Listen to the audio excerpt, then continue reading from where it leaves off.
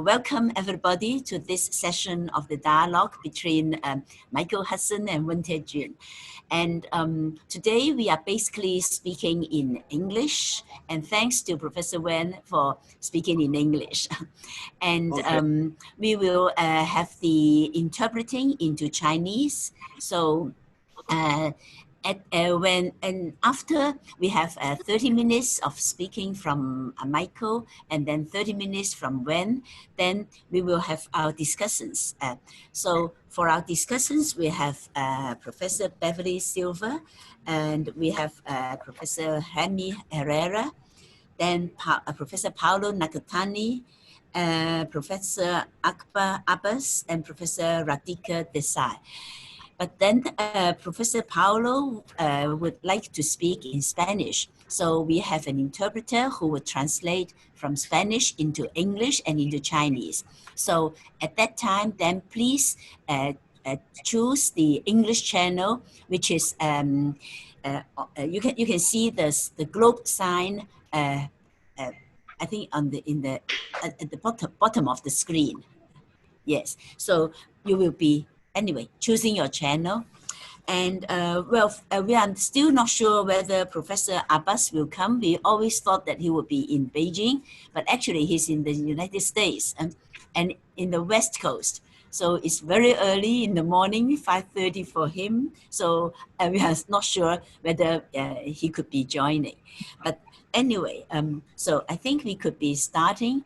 Maybe to give an introduction, I was telling our friends here that we actually started this dialogue between Professor Michael Hudson and Professor Wen Tiejun half a year before, when Professor Hudson came to Hong Kong to deliver a lecture, and then we had a 3-day workshop in Macau, where we had Professor Wen come, and then Professor Paulo NAKATANI also came. So we had a very good discussion, which we have recorded, and then we would that one we would be uploading to the Global University website. So that means the dialogue has been going on for some time, and in preparation for this forum session, we actually started the pre-forum dialogue by email. So you will see on the reader of the on the Global University website that we have the first round of dialogue, and then the second round of dialogue. And actually, earlier this morning, about 10 hours ago, I received some more comments from Professor Hudson, which we have quickly translated into Chinese so that Professor Wen could be reading them. And so it's going to be a very exciting time. And we were just also saying that because now we are much more familiar with each other, so we know what we share in common. Our critique about about capitalism, our critique about the current situation. So maybe on some of those things, then we don't really need to repeat. So we are now going into the details of where we may differ, on the details or on the kind of possibilities and the kind of alternatives that we envisage, and whether they are feasible, they're not feasible, what are the concerns. So I'm looking forward to a very interesting discussion between our panelists. But then this is not the end of the dialogue. We are hoping that this will open up more spaces and more, debates and involving more of you. And so without, further ado, I would like to first invite Professor Michael Hudson. Okay. Well, thank you so much for inviting me, Kin-Chi, and I'm honored to be here and so important a discussion with Professor Wen and the rest of you over what today's crisis is revealing about what capitalism has been evolving into. And it's a crisis not only of capitalism, but for the entire world economy. And we are indeed in a collapse. And you can say that industrial capitalism has already collapsed between the end of World War I and about 1980. it collapsed into something quite different, into finance capitalism, into something that's very akin to more to feudalism, more a going back from industrial capitalism than something that's been going forward. And I think the best way to begin is by recognizing what 19th century economists all expected industrial capitalism to be, whether it's Karl Marx or John Stuart Mill or the bourgeois socialists or even the non-socialists and the business school people. Everybody in the 19th century expected industrial capitalism to evolve into some kind of socialism. The question is, what kind of socialism? They thought that, industrial capitalism had a destiny that Marx really spelled out. He said it was to free economies from the legacy of feudalism. It was to free economies from the landlord class that was living on hereditary land rents, rents without working. It was to free itself from a predatory banking system that was extractive, that made war loans in exchange for grabbing infrastructure monopolies from banks that had to pay their creditors to go to war. Capitalism was supposed to get rid of monopolies, of land rent, and it was supposed to transform the financial system to make finance an industrial system. Well, we know that hasn't happened. Instead, industry has been financialized, and banking has sort of taken over the dynamic of industrial capitalism in a way that has brought back exactly what industrial capitalism was supposed to cure. The political aim of capitalism reached a crisis just before World War I. And the idea was to take away the most obvious form of feudalism, the most burdensome legacy, and that was land rent. And to get rid of land rent, you really had to get rid of the landlord class, or simply take the land into the public domain, or somehow socialize it. And that required a political revolution. In England, the revolution became a constitutional crisis in 1909 and 1910, when the House of Commons passed a land tax, which is what John Stuart Mill, Adam Smith, all of the classical economists said had to be done. And the House of Lords vetoed it, because the House of Lords said, well, if you tax the land, we won't get the rent. And so the question is, what were you going to have? Were you going to have democracy, or were you going to have oligarchy? Well, capitalism, industrial capitalism, had sponsored democracy. And it had sponsored democracy in order to counter the House of Lords, in order to counter the upper sphere of Parliament, in order to replace the power of inherited wealth with taking wealth into the public domain. Well, indeed, a law was passed in England by 1910 saying that the House of Lords could never again overrule a revenue bill, that is a tax bill, by the House of Commons. And that was in 1910, but by that time already, Europe was on the road to World War I. And World War I basically changed everything.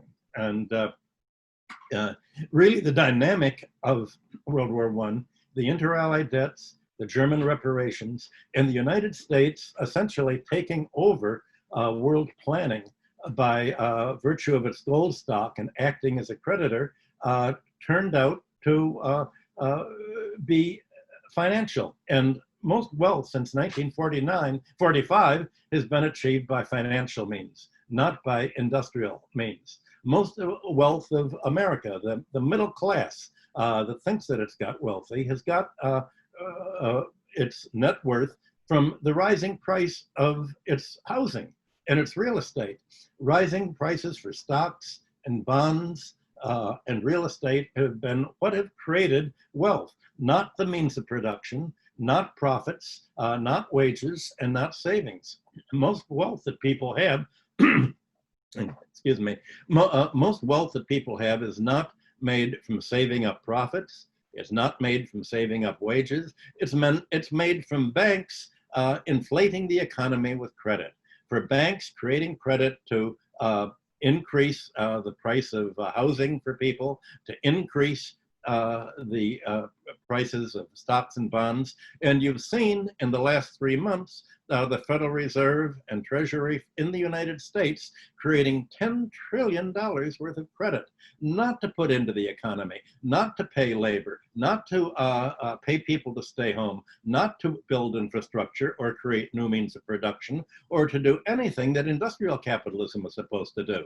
Simply to bid up prices for stocks and bonds and real estate that are owned overwhelmingly by the wealthiest 5% of the population.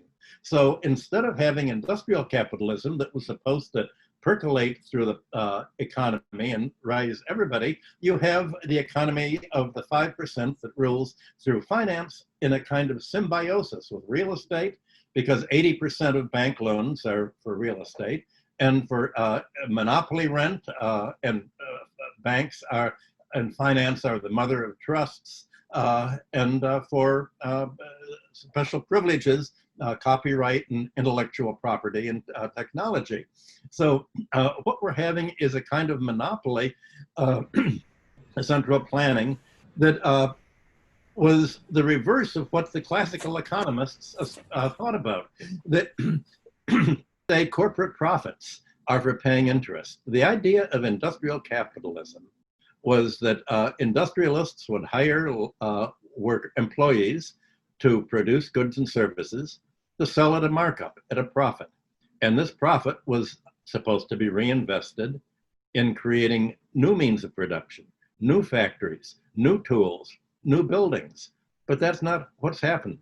For the last 10 years, more than 90% of profits of American industry have been spent either on stock buybacks, that is, they buy back their own corporate stocks to support the stock prices of the companies making profit, or they've been paid out as dividends, on the theory that if you pay the profits out as dividends to stockholders, then you will raise the price of stocks. And the aim of finance capitalism is not to create more means of production, like industrial capitalism was doing.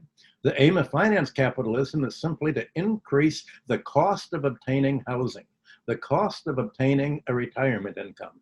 It's to centralize property and economic planning in the hands of a financial class ruling financially. So instead of planning being centered in the political centers, like Washington or London or Paris, it's the parliaments. Planning is centered in Wall Street, in New York, in the city of London, the financial sector, or in the Paris Bourse, or in Frankfurt, not in industrial planning. So instead of industrial engineering leading to productivity that was supposed to make the world richer and richer, we have financial planning, financial engineering to increase the price of wealth, the price of property, the price of access to the means of living simply by financial means. So what kind of capitalism is this? Are we talking about industrial capitalism or finance capitalism? We know that the United States, Europe, and China got wealthy by producing housing and goods and services to raise living standards and productivity. That's not the aim of finance capitalism. Since 1980, all of the growth in gross domestic product in the United States has accrued only to 5% of the population. For 95% of the population, the GDP has been going down steadily ever since 2008. Ever since President Obama bailed out the banks, and he said, we can save either the banking sector, the creditors, or the debtors. Well, he invited the creditors to the White House. He said, you're my campaign donors. I'm not going to support the people who voted for me. I'm going to support you, the campaign donors. I'm the only man standing between you and the mob with pitchforks. the President of the United States called the American working class the mob with pitchforks. Hillary Clinton called them deplorables. And to both Clinton and Obama, the working class is essentially the enemy. It is essentially to be turned into quasi-serfs. You could say that the dynamic of finance capitalism is neo-serfdom. Now, this is not what industrial capitalism was supposed to be. It's not producing affluence. It's producing just the opposite. It's purely exploitation, and the basic dynamic is debt leveraging. The entire U.S. economy, the European economy, has been forced into debt in order to have access to housing that is priced higher and higher as a result of bank credit. This bank credit is not money that people have saved, it's created electronically. So we're at a point has been reached where the economy in the West is all loaned up. The whole 75-year run-up from 1945 to today, 2020, is at an end. There's no more room for growth because all of the income that the economy has over and above basic subsistence needs for most of the population is being used to pay debt service for the financial sector, land rent, economic rent, monopoly rent, and taxes, and forced savings. So now we get back to what the trigger for this conference today is, and that is, how does the coronavirus affect all of this? Well, the virus has merely been a catalyst for processes that were already underway. Already in January of this year, you had the economy all loaned up. People thought, how can the economy go forward? The American President Trump had run for president, promising to build up infrastructure, to rebuild the country's transportation, the electrical system, the transportation system, just the general economy. He didn't have a single penny to pay for it. He cut the taxes, but only the taxes on the financial sector, only the taxes on the wealthiest 5%. So essentially, the economy has been in a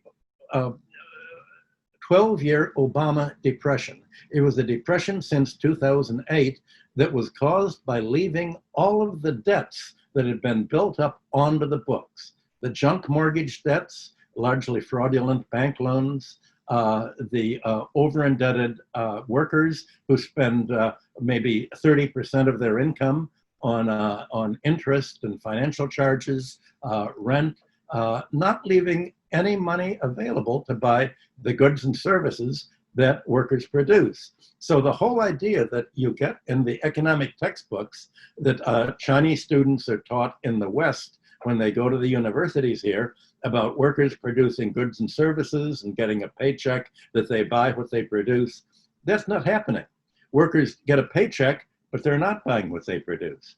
They're paying debt service to the banks. They're paying either the landlord's rent, or they're paying a mortgage. They're paying credit card interest and penalties for the cost of living. They are paying student loans in order to get an education, to get a job. They're paying automobile loans to have a car to drive to the job. So you have a financialized economy that is destroying the whole dynamic of industrial capitalism.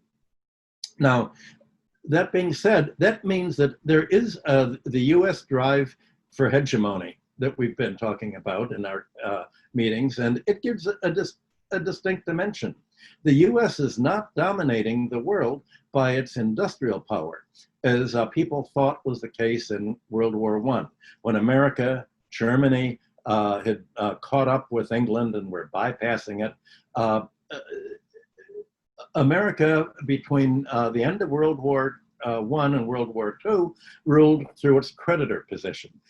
It held the world's gold, 75% by the time of the Korean War in 1950.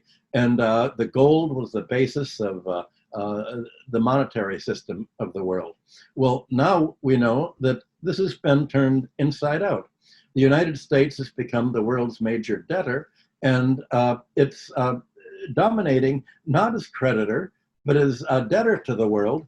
And as debtor means all the rest of the world has to supply it with credit, has to give its economic surpluses to the US Treasury by holding their international bank reserves in the form of treasury bonds. That's how the basis of monetary central bank holdings in every country of the world. So without conquering countries, without conquering them militarily, finance has become a new mode of warfare. And it's an extractive form of warfare. And it's specifically a finance capitalist form of warfare, not an industrial capitalist form of warfare. And I'm not even sure whether we should call it capitalism in the sense that you learn about capitalism from the 19th century, from Marx and from his contemporaries. It's something entirely different. It's a different dynamic, and it's much more akin to feudalism or to the ancient mode of production. So this has important consequences for the new Cold War that's developing between China and the United States. In order to achieve unilateral power to dictate the world's trade and investment and central bank rules, the United States has sought to prevent any nation from organizing an alternative economic policy, any nation from being a rival or a competitor in agricultural goods, in food, in technology. And this is what Samir Amen had emphasized so strongly. He said, America wants to be the central planner, and that requires that no other country has a voice in planning. The United States built this into the system in 1944 and 1945 in Bretton Woods with the World Bank and the International Monetary Fund, essentially giving the US veto power. The US insisted in having veto power. It said, we're putting up the money, the creditor gets to rule, we get to set the rules, and we not only do we insist in vetoing anything that the rest of the world does that does not serve American interests, but we're not going to join any organization that other countries can set down the law or tell us what to do. The United States does not join the International Court. It essentially imposes illegal laws, such as the laws that it's imposed against Huawei, against Iran, against Venezuela. It has become a lawless country, but it says we can be the lawless country because we are the law. And that has transformed international relations in an unforeseen way. It's not at all the same thing as the Thucydides trap. And I want to make it very clear, the Thucydides trap looked as if it was a word coined by neoliberals in the United States to say, well, we're all rivals, America, China, Europe, we're jealous of anyone else becoming a rival. Well, that's not what Thucydides was talking about at all 2,500 years ago when he described the conflict between Athens and Sparta. It wasn't just a conflict within a given system. They weren't playing the same game. It was a conflict between different and opposing social systems. Athens was a democracy. Sparta was an oligarchy. Sparta, with its military force, was supporting oligarchies throughout all of Greece. Athens was supporting democracies. The fight that Thucydides described was a fight of social systems. And that's the same fight that there is today. America and China are not rivals to create who will run the world in the way that it's being run today. The question is, how do we create a new kind of global economy? I think that's what Professor Wen is going to be speaking about later. Essentially, China and the Shanghai Cooperation Organization nations are de-dollarizing. They're trying to avoid participation in the US centrally planned economy. They're trying to create a different system from that of neoliberal finance capitalism. Now, what's so ironic in this is that China's policy is more closely related to what the United States was doing. It was called the American system in the mid-19th century. It was the US industrial takeoff was based on something that China has done intuitively, following just its own logic. Basic industrial protective tariffs, public subsidy of agriculture, public subsidy of education, public provision of infrastructure, and providing these infrastructure services, education, transportation, technology, to the economy at as low a price as possible, so that you can make China into a low cost of production economy with a low cost of living. So the kind of world and you could say world system that China is trying to do is very similar to the world system of industrial capitalism. It's trying to lower the cost of living, lower the cost of doing business by being a mixed public-private economy with a public sector providing natural monopolies, land, housing, education, and basic services.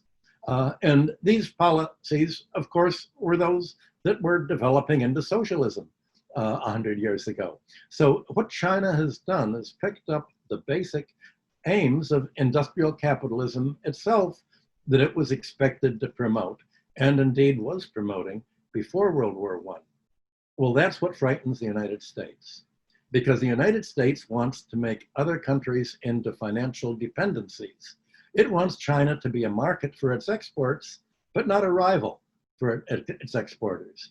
It wants China to let American companies come in, buy out its factories and profits and capital, and to make profits for American investors, but not to pay China. America is supposed to do what Donald Trump said he was going to do as president.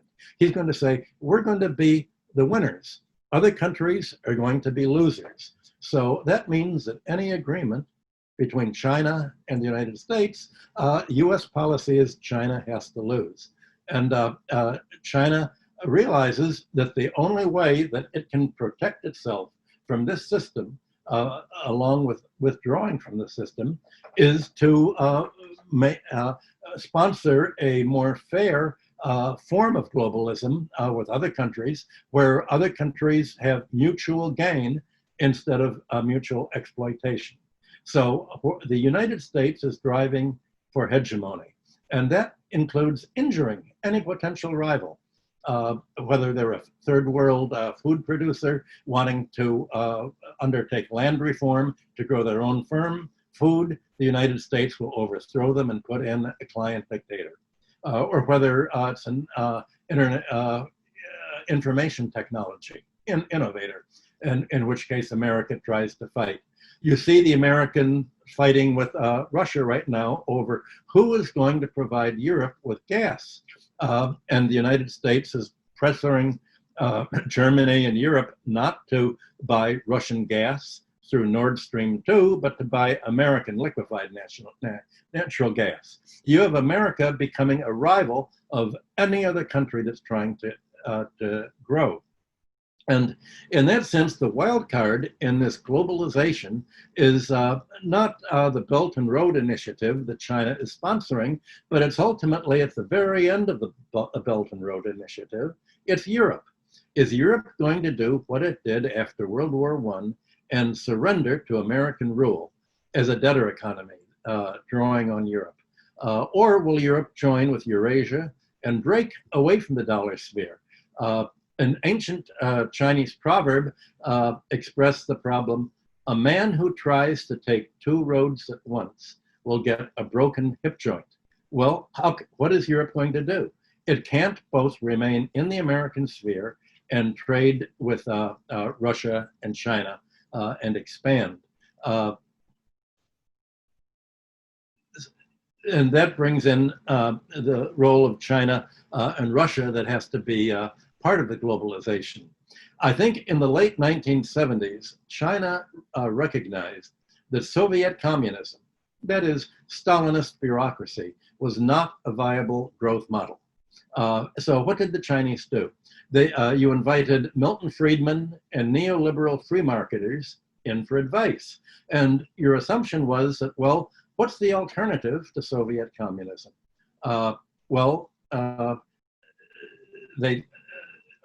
At least they had the idea of free markets, let 100 flowers bloom, black cat, white cat, as long as it catches mice. All of that opened up the economy beyond the kind of centrally planned economy. But the reality, of course, is that Stalinism was not Marxism at all. There was another alternative for China to develop intellectually, and that alternative was Marxism. Marxism was not what China got from Stalinist Russia. Marxism was not Soviet communism. And that's why China avoided inviting Marxists for advice, because at that time, most of the Marxists were essentially centrally planners. But the one thing that Marx did analyze himself was not socialism. He didn't write much about socialism. He didn't write about communism, but Marx did write about capitalism. And I think that the one thing that when the Chinese students are trained in economics in America, they do not learn about is, how does capitalism really work? It doesn't work the way the University of Chicago and Milton Friedman described. That's finance capitalism. There's very little to be gained in trying to understand finance capitalism, because that's certainly not a growth model. If the one challenge that China faces is how to prevent its industrial socialism and industrial capitalism from deteriorating into finance socialism or finance capitalism. It wants to prevent, it needs to prevent the Chinese economy from developing land rent, from developing predatory finance, from siphoning off income to pay interest. China needs to avoid the financial dynamics that have been poisoning the United States and Europe and the Western economies and destroying industrial capitalism. So in order to do this, in order to go its own way, in order to avoid financialization, to avoid becoming a rentier economy, China needs to de-dollarize. And as Professor Wen will be talking about, of course, regarding global warming, China needs to isolate itself from the whole global warming technology that spreads from the West, because the largest industry in the West has been the privatized oil and gas industry. And the oil and gas industry is essentially the lobbyist for global warming. American foreign policy for the last 100 years, just like British foreign policy, has been run by the oil sector. I learned this at Chase Manhattan Bank and working for the oil industry 50 years ago, 60 years ago. The globalization in a way that is sustainable is an entirely different form of globalization than you'll be receiving from the United States. So to sort of close up with, what is it that we need as an alternative theory to ground this new form of globalization? Well, it's that finance and housing, real estate, and public utilities should be part of the public domain, not privatized. Privatization of rent-yielding resources, of land rent, privatization of credit and interest, privatization of monopoly rent, is antithetical to industrial capitalism, and it's antithetical to socialism. China needs to prevent land speculation, and you can do this by simply a land taxation. You tax the land belongs to the state, but now that it belongs to the state, you need to levy a land tax on it to make sure that the state not only owns the land, but receives all of the rental value of land and housing in good locations. Marx's volume 2 and 3 of Capital and his theories of surplus value describe the land rent in great detail. Essentially, he explains how value and price theory, as it developed from the classical economists to himself, rent is unearned income. No socialist economy should have unearned income, whether it's interest or whether it's absentee rent owned by a landlord, or whether it's private ownership of natural resources, mineral rights, or even technology. So at the very outset of putting a more productive socialist economy and policy in place, you need to write down the existing debt overhead. You need essentially the economy to work on as much of a debt-free basis as possible. Of course, it needs credit, but the idea is that the credit will not be a requirement of a cost of living. You don't want labor and industry to have to go more and more into debt to creditors or the financial sector, because if you do that, then the financial sector that creates credit is going to be the economic planner. And we've seen from the West that the banks are not good economic planners. Their planning is extractive, not productive. I'm going to try to summarize what I'm saying now. I agree with Renmin that a sharp break from the US dollar sphere is needed. My own emphasis is on debt and on classical tax policy to prevent land rent and monopoly rent from creating a rentier class of absentee owners. And I emphasize the need to cancel debts and clear out the economy to lower the cost of living. I think if you want, I've written my book, Super Imperialism, as to explain the repertory of all of the techniques and the tactics that the United States have used to prevent other countries from having a voice in world affairs. And I've written Killing the Host to explain the dynamics of finance capitalism that America is using as a kind of battering ram to break down other economies, to prevent them from growing, and to sort of empty them out and siphon off the wealth of China, Europe, third world countries into its own financial sector. And I think the objective of globalization is to resist this dollarization, this financialization of the economy, and pick up where civilization in the West should have gone when World War II began. It should have evolved from industrial capitalism into socialism. You want to pick it up and avoid the long 100 years detour that the West has taken into finance capitalism. Thank you very much, Professor Hudson. So I was so keen to start the discussion, I forgot to introduce Professor Hudson.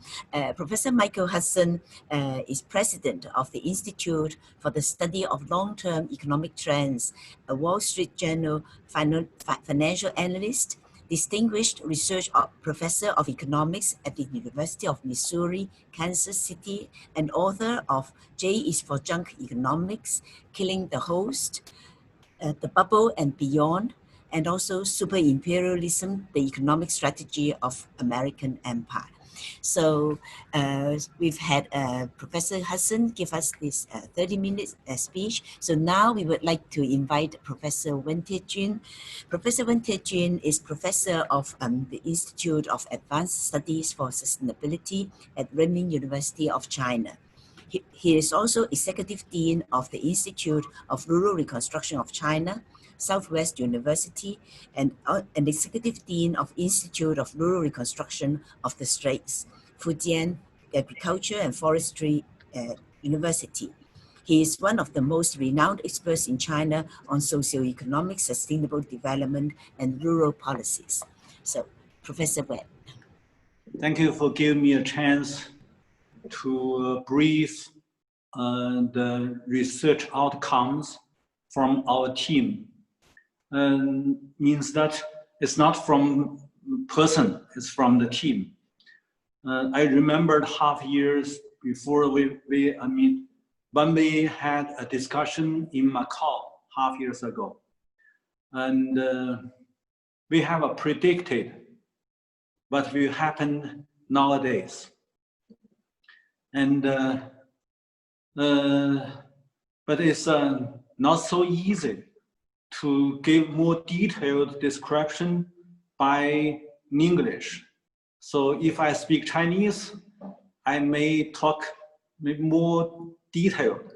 And now I just can give you a very brief key point of my arguments on this topic. When we talk about Cold War, the first, I think that we need to redefine the concept. Fortunately that you have sent the translation, from English to Chinese, to summarize the key points from other participants, other discussants. So to make me to know the arguments, what they made. So let's talk about the first. We must divide the Cold War into 3 different ages, or 3 different types, or maybe just like Irvine mentioned, that we can have a Cold War 1.0 version or Cold War 2.0. And maybe you can have a 1.5. Or nowadays we may have the Cold War 3.0. Different version, Cold War, with the different background. But I would like to say that if we make different stage of the Cold War, I want to say that old Cold War or post-Cold War and new Cold War. Nowadays, we are facing the challenge of new Cold War. And the old Cold War, everybody knows that it's from 1940s after Second World War. At that time, the Western politicians gave the very clear front line to say that one war, 2 systems means that the United States and other Western countries stand as a line, said they are liberalism as a kind of one system. Opposite, the other system is a Soviet Union led other socialist countries in name of socialism. So geographically fighting means that liberalism fight the socialism or vice versa. So the liberalism set up free market system in name of free market. And then they can use money to exchange whatever they want. So they said, okay, money, the currency, and the financial events is extremely important in the liberalist free market system. Another word or another system, Soviet Union believed that money is a financial capital. So the money system not be fully used in the socialist economic alliance. So they set up a kind of battery system to exchange goods physically and then write down into their book account they're right into the account. So they don't use the currency. So the money is not very important event in the socialist economic system. It means the Soviet Union and other further socialist countries never had the chance to monetize their physical economy. It also means that the market is not exactly the market. It's not free market system because they don't use money. They don't use the currency. The currency is only a symbol, or maybe not a label, but a symbol to show that how much as a finger they exchange. So that is an old war, old Cold War. One world, two systems, quite different, ideologically, politically, and economically. So that is very clear to make the difference between two systems. And later, I think that from 1970s, when Bretton Woods system broken by the maker itself, because United States made the Bretton Woods system for benefits the American dollar system.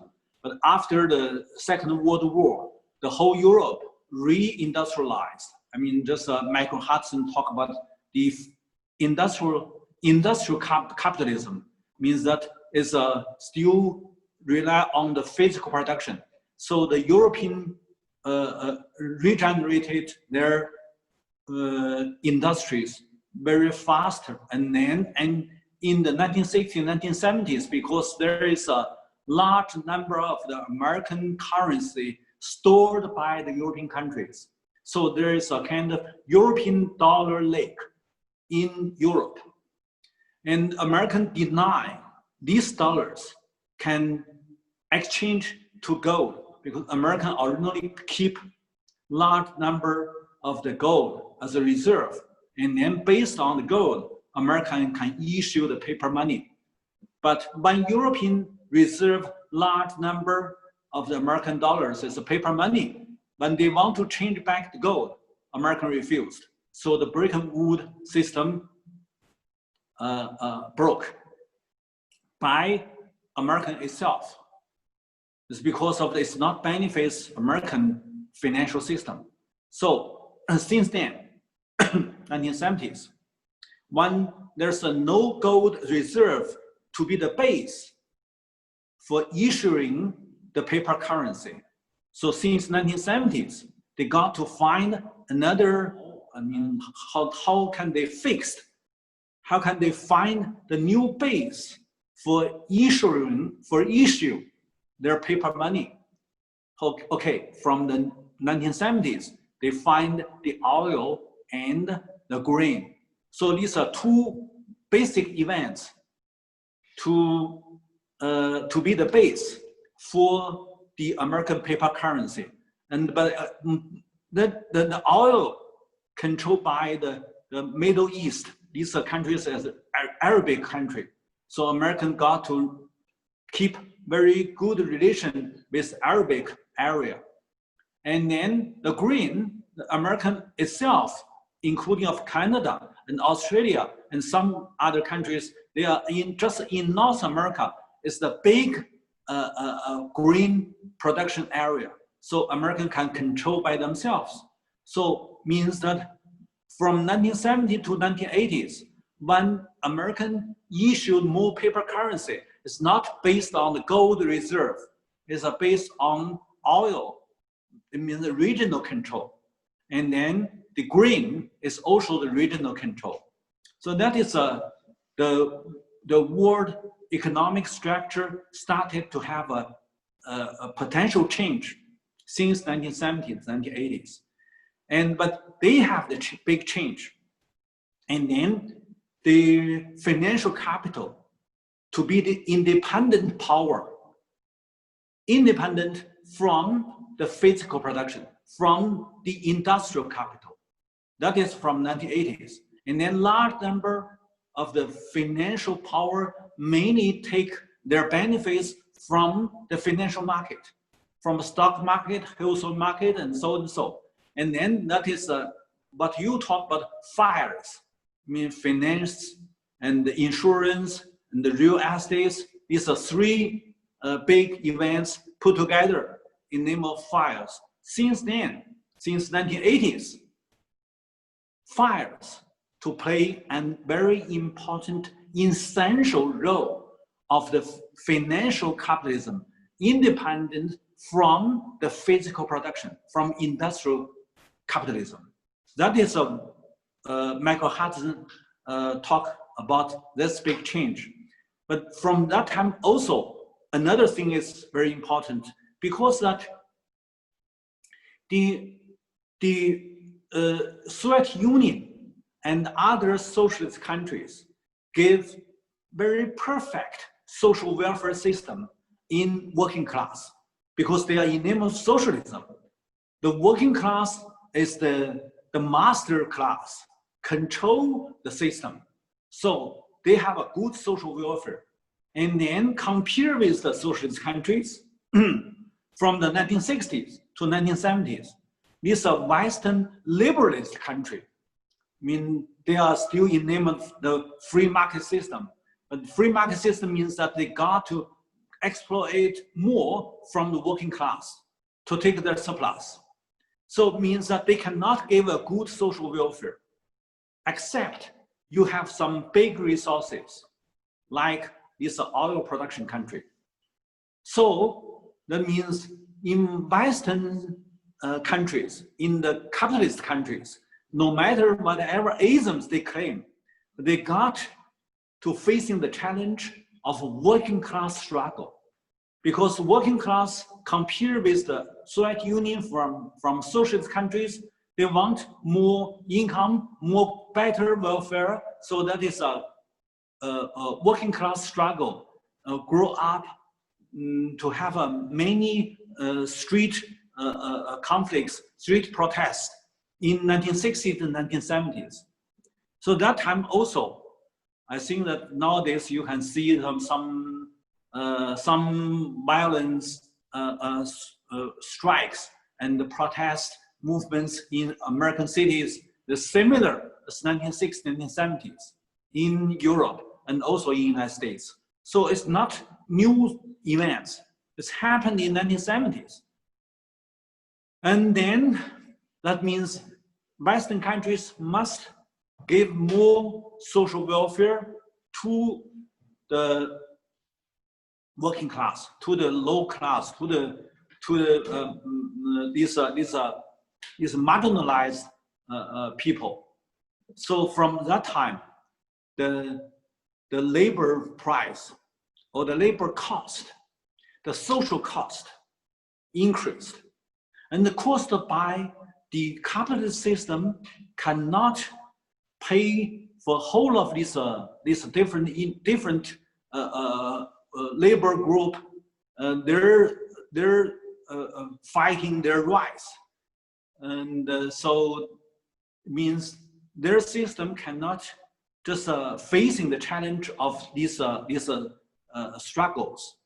So the labor-intensive physical production, these low industries, not so benefit, not high-tech industry, and because labor-intensive industries always have a very low interest. So these so-called low production industries move out. The more these are low benefits, low interest, high labor industries move out, the more people have no job. Unemployment problem become more serious. And then the governments need to pay more debt, to get more debts, to create more debts, to pay for the social events, social welfare, because there's many people out of job. They need to have at least the low income for their family survive. So that is a kind of very contradictory situation. And then these labor-intensive industries move out from Europe, from Japan to the developing country, from Europe to Latin American country, and then from Japan move to Thailand, Philippines, Indonesia, and Malaysia, and the Philippines, and so on and so on. That is 1970s. So also from 1970s, these developing countries became the high debts because they accepted these labor-intensive industries from Western countries, also from Japan. But they don't have money, especially they don't have hard currency to pay back. So they became the very heavy debts. And then because the debt is very heavy, turn to the local government's deficit, financial deficit. And then the local governments cannot pay money for the social system, for the social cost. So these are very complicated contradiction. These conflicts happen in this developing country, Latin America and Southeast Asian and so on and so on. That is a big change in 1970s to 1980s. So the old Cold War structural change since 1970s, when the financial capital became independent power. So, and then another side is social conflicts make the labor-intensive industries move out. And then there is a inside of the so-called laborist, capitalist countries, the internal contradiction changed their features. But another side is the socialist country, because they don't use the currency. But when the financial power became the independent power, they got to change the system to benefit the financial interest group. So that is from the Cold War system. You can see One War, Two system, both have their internal problem. And the socialist countries, because they don't use the paper currency as a kind of medium to exchange. So they don't use, they haven't done any monetization. They refuse any capitalization because they refuse the capitalism. So by their ideology, that is Marxism or Stalinism, whatever. But at that time, means that if you calculate the Soviet Union and other socialist country by just calculate how much physical products, it doesn't mean they can have a creative in their GDP. The GDP calculated the exchange added value. So it benefits the financial capital because financial capital, they do the exchange almost every second. So they can have a very fast growth in GDP calculation system, GDP statistics system. But if you go to the East European countries or go to Soviet Union or go to China, all of these are in name of a socialist ally, they still use the GNP or just calculate the physical products. How much grain, how much iron, how much steel, whatever. So they just calculate these physical products, how much amount, not GDP. So it means that time, these officials, bureaucrats, these intellectuals, professors, they believe that, okay, we are in backward. They are in advantage. So that is from 1980s when they changed the static system. Ideologically, they can have which one is a more advantage, which one is more backward. So that is a very, very interesting phenomenon taking place in the 1980s. So when just Michael Hudson talked about China, he said from 1980s, China gave up Stalinism and then try to learn from the Western free market system, and then they invite freedmen come to China to give advice and so on and so. Yeah, that is a part of the that time's situation. But indeed, one thing we must understand up to now, if you talk about the financial capital, in China, the financial capital, 70% belong to state-owned bank system. And then every state bank, the state capital means that belong to the country. The state capital, 80% of the self-capital in the state bank. So nowadays, you may know that the SABC, China Industrial and Commercial Bank, now is the top one. If you calculate how much financial assets they have, the top one bank in the world is SABC. Top two is Construction Bank of China. Top three, Agricultural Bank of China. Top four, China Bank. Top five is American Bank. So if you talk about the financial capitalization, if you talk about the financial capital era since 1980s, yeah, it's big change. 1980s, ideologically, Western country set up the neoliberalism. Neoliberalism, indeed, is a financial capitalism.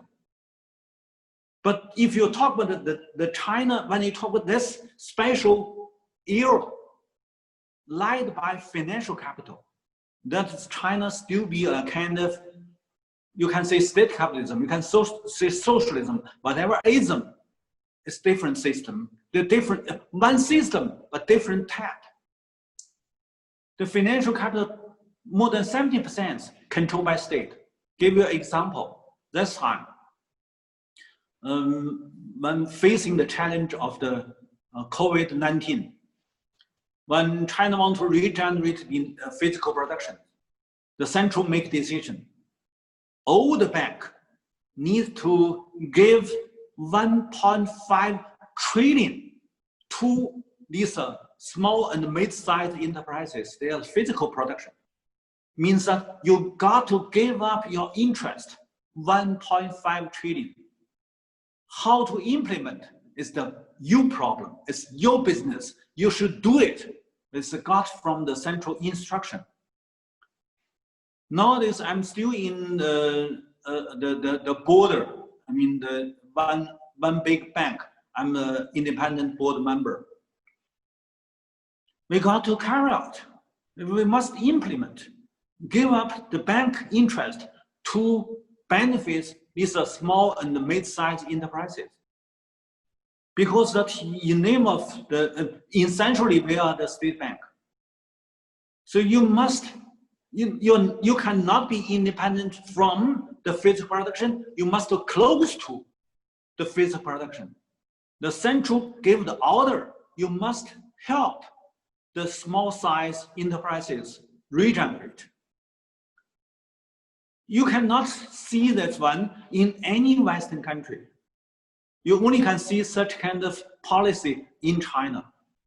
So how do China, yeah, China also have fires, finance and insurance and real estate. It's a big capital. But when you're facing the crisis, when you want to deal with the crisis, you must have some kind of very effective system to deal with such kind of crisis problem. So that is when we talk about one world, it's now all belong to the capitalist system. No one can just outside. But nowadays, you can see that, okay, China try to challenge the American system. No way, because China only 2%. Before that, it's 2.7, 2.8% of the whole of the financial capital in the world. Means that if you know which money can be the calculation of the exchange in the world markets. Okay, dollar now is 66%. European euro is 27, 28%. And then the third one may be Japanese yen. And the Swiss francs, and then maybe British pounds. And now it's China only, the Chinese yuan only 2.3 or 2 point something, 2.7. And then before America want to sanction China, it's a 2.7. Nowadays, just a 2%. So it's not world money, cannot challenge the dollar. So when we talk about the old Cold War, we said the old Cold War because we summarize what is the lesson. We want to learn the details, and then we may do something to change ourselves. We found, okay, Soviet Union and other socialist countries in Europe, they never use the money as money. They never do monetization. So if you calculate by GDP, they think that they are backward. And then step by step, also play some game. That is another thing. We don't want to talk too much. But anyway, since 1980s, they step by step downgrade, and finally bankruptcy. It's many different things, not only one thing. But I just talk about some people maybe not know such kind of analysis. So I said maybe we can give you more detail. And then, what is the post-Cold War? Post-Cold War means that when American financial capital led the capitalist world to monetize the whole of this Soviet Union physical properties and other socialist countries, European countries, physical properties. It means that they got the big benefits. Monetization means that you use your paper. It's nothing, it's just a paper, because you win the fighting, and then you can just directly go in, broke in, and then to take their big natural resources, physical properties, it's a big properties. And then you monetize, you take large amount of the interest back. And then so the whole of the 1990s, the free market system, and then the liberalism of capitalism became the polar power led by United States. But not long, late 1990s, when Western Europeans, they use their hard currency, also monetize, and then take a large number of the profits back to Western Europe, and then they set up European euro. The euro taking place. And then that is a World Cold War 1.5 or World Cold War 2.0. It's a different version, new type of Cold War happened. It's what? 1999, January 1st, when European euro started to use euro as a currency. And then some of the countries announced that we use euro as our foreign trade currency, like North Korea, Iraq, Iran, Libya, and so on and so on. 5 countries try to use the euro because at that time euro exchange rate higher than dollar. So that's why what is the post-Cold War? In one system, in one world, one system, they became two world, two financial capital. You can ideologically to say that it's a capitalist system, but indeed, because capitalism upgrade to the financial capital, they compete each other, they fight each other. That is the cause of war. That is the Balkan conflicts. To beat up euro, to make euro, euro, the legislative based on the Maastricht Treaty. A Maastricht Treaty means that all the country in Euro system cannot make your budget deficit up to 3%. So the Balkan fighting means that American use more than 70% to 80% of the military force from America, not from Europe. Means that they enlarge the war cost, the war expense, and then to make all the NATO countries break down Maastricht Treaty. Like German, the physical deficit up to 5%. It means that Europe break their bottom line, became illegal money. So that is a fighting between two financial capital. That is a post-Cold War. It's hot war in Balkan, but Cold War between two systems. Up to now, last year, Trump said the truth. He said Europe is the enemy. Europe must bankrupt it. Trump is a very straight man. He is much welcome by talk the truth. So when we talk about the second version of the Cold War, always said maybe we said post-Cold War.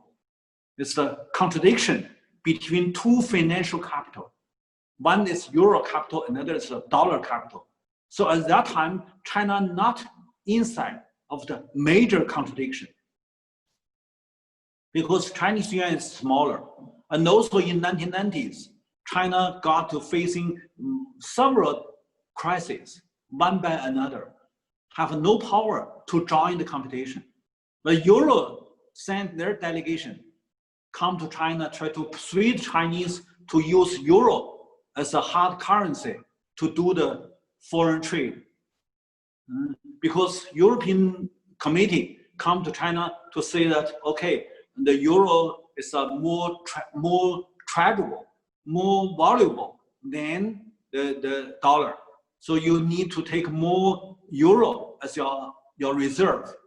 And then you need at least 30% to use, 70% you use the dollar, another 30% you need to have Euro. So China at that time hesitated. And then when the Kosovo War and the Balkan conflicts happened, China, okay, just stop. And then from that time, American just try to make China as a kind of ally, just caused by the physical, not physical capitalism, caused by the financial capitalism. Because China is a big market. China use American dollar, and then until the new decades of the 21st century, China used a basket hard currency, and then the relation between the American financial capital and China is just changed. So that is a Cold War, a post-Cold War essential problem, and happened originally from the Euro system, dollar system. And then at the end of the last century and the beginning of the new century, China at that time, the position as American ally, American not friend, but collaborated with China for maintain American power in financial capitalization. So and also that time, American need to accelerate the global financialization. Or we may also say that's the financial capital globalization. By such kind of change, I mean that the first decades of the 21st century, American financial big capital create the new concept so-called G2, Chimerica, all made by big capital, financial capital in US, not from China side. So at that time, China do play an important role because the first decades of 21st century, China contribute a large amount of the low price physical products to United States, help US to have a no inflation. And because CPI in US is very low. Even US created large number of currency. They need to have the CPI, but because they got too much low price commercial goods from China, so they still maintain very low inflation. That is not economic regulation, it's brick regulation. And then that is first. When China gave a large number of the commercial goods and then take this paper money back, and then they got to use this paper money as the foreign investments invest into American bond markets to help American bond market enlarge their bond, their pound, enlarge the market. So at that time, in the first decades of the 21st century, China became the top one foreign direct investment country to United States. That is why at that time, an American State Secretary said it's a good period of the China-American relationship. Means that China double supply. First, supplied commercial goods with low price. Second, supply the financial capital to American bonds market. So American means that to twice take the skins from China is a kind of buffalo. So by that, no doubt, American don't want to have a Cold War. Even American still not trust China. You are in name of socialism. But ideological difference at that time, not so important because they can have more benefits until China want to use American dollar, not Chinese itself. Chinese yuan still be very small percentage. But after 2008, financial crisis happened in Wall Street. Not only China, but also Japan and South Korea and European countries, almost all of these, so originally it's a one world, one system. They all are in the capitalism, all controlled by the American dollar financial capital as a power. But now caused by you have the crisis. Crisis made by the worth of the Wall Street, not by others, by yourself. And then you price these 99%. They said we occupied Wall Street. We are 99. Now they changed their title as a Black Lives Matter. Anyway, it's still the representative of the low class, marginalized population. Yes. Yes, the American system do benefits is a smaller percentage of the financial capital group. Yes. So that time is because of the 2008, American initiated QE as a policy. Super QE means that zero interest rate, zero, issued large number of the paper currencies, not for skilled world crisis. It's a gave money, just like Michael Hudson said, it's a flow to this big transnational company, it's a big financial capital to make the whole cost to the other countries. It's you maintain the power. You take large benefits, but you never take the responsibility for the world.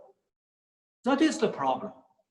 So by 2008, financial crisis happened in the center of American financial capital, in Wall Street. Other countries try to do something. And the first is that you may know that SM+1. We want to set up a new kind of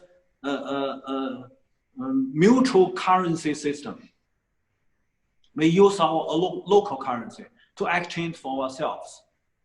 We don't want to use this because dollar is not stable, dollar is not valuable. We got to change our way. It's very popular or very normal. They do have the rights to do something for change. And then Korea joined is a SM+2. And then Japan want to join this SM+3. It means that Asian yuan or Asian local currency, regional currency will be taking place. That is a big threat. Just like the post-Cold War, when European Euro, they take large benefits from the Soviet Union, from other East socialist countries in Europe, they became a strong financial power, and then they issued the euro. There is a fighting. Nowadays, another fighting will be in, so even Obama, he announced and step back to Asian Pacific to stop this new challenge. Not because of who is right, who is wrong. It's, you know, in local, they are rational thinking. In United States, also they are rational thinking. They have a different interest. So that is became separate. And then also caused by this Obama step back, and then to initiate some conflicts between Japan, China, Korea, Japan, and other ASEAN countries with China. So Asian yuan postponed, gave up. Now China, so think that we have a big foreign reserve, $4 trillion. We need to use it. So they set up a One Belt, One Road. Belt Road plan that's trying to have a kind of also to use this money for the infrastructure construction in these Belt Road countries. Okay, that is a so-called Chinese strategy because China is a kind of industrialized social country. They want to have a different strategy as not as the United States. They don't want to go the old paths.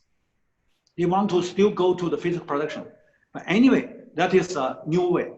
And then by that, they also set up the local currency for the accounting of the oil, of the iron mine, and other exchange. So that is, they cut the cake of American dollar system.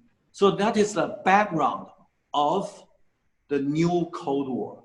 So when we understand what's the situation, we may know that there's no rational, it's irrational strategy taking place, take by the American ruler, American politician. So then we may have our own strategy to face the new Cold War challenge. And I think that I'm run off the time, but it's just 1 or 2 words I can finish. You should pay attention to the new strategy in China. Nowadays, we have announced a new strategy. The Chinese president said we need to change our policy. We need to set up domestic economic cycle as a major cycle. We still need the world trade. We need our overseas economic cycle. but we must stand on our own domestic economy. So that is they have understand what's new challenge. American will change their policy, whatever, but we need to do first domestic issue. That is first. Second, Chinese leader also mentioned we have to have 3 years hard life. 我们要过3年紧日子 3 years hard life. I mean, we need to reduce the financial or physical deficit. We need to have more savings. We need to, anyway, that is a very important new policy. The third one, the rural regeneration, rural revitalization is the base for prevent China from the global crisis. What does it mean? It's extremely important, more important than the first two. Because that, you know, China is a very complicated geographical situation. 70% of terrain is a mountain area. It's a forest area. It's grasslands. So the grasslands 2 times bigger than the total amount of the arable land. And the mountain land is 1/2 bigger than the arable land. So most of these are natural resources. So the president said is mountain trees and arable land and the waters and the grass and the lakes and sun, even all the natural resources we can use as kind of treasury, valuable materials for monetization, for industrialization, for capitalization. It means that the first point we mentioned must implemented by the rural revitalization. We can use our own currency, even American dollar break down with China, we still can use our own, you know, financial sovereignty as a power to monetize our natural resources. And then to maintain the exchange value of our local currency. Means that when we're facing such kind of new Cold War, especially when the financial capitalism is a big background, when we're facing such kind of financial capital attack, we still can have our local currency to work in domestic issues. That is the basic strategy when China facing such kind of new Cold War. I finish. Thank you. Yes.